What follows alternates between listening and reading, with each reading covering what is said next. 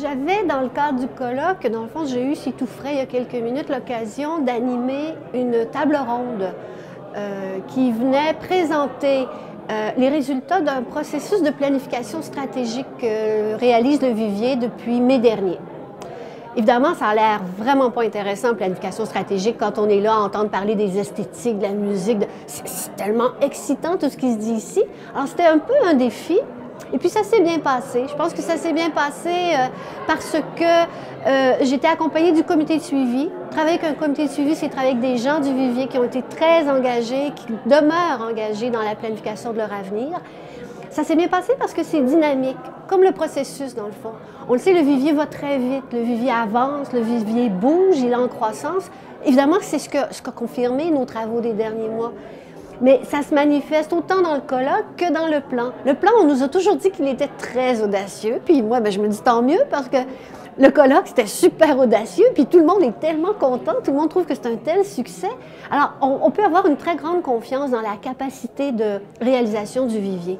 Ce plan stratégique, pour quand même le cibler un peu, après avoir mis la table en rappelant la mission, en parlant des grandes orientations, il est centré sur 3 enjeux. Pour nous, c'est essentiel. Le premier, c'est de faire en sorte que le Saint-Sulpice soit et demeure le lieu identitaire qu'il est déjà. Un lieu fort qui assure déjà la reconnaissance et la notoriété des musiques nouvelles. Alors ça, c'est très important. Le deuxième, c'est la cohérence du milieu. Et pour nous, la cohérence, ça passe par le projet artistique. Parce que si le Vivier existe, si les gens sont ensemble, c'est parce qu'il y a un projet artistique qui les motive, qui les nourrit, qui les pousse en avant.